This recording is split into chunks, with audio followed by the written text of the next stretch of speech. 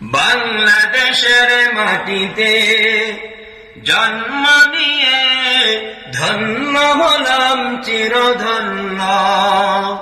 আমি জীবন দিতে পারি তাই তো এই দেশের মাটির জন্য।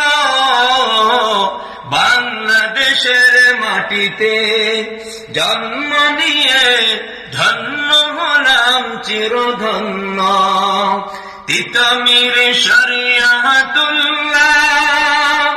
রক্তে ভেজানো এই দেশ, কবি ফারুকের কবিতা গানে মিশে আছে আমার এই দেশ।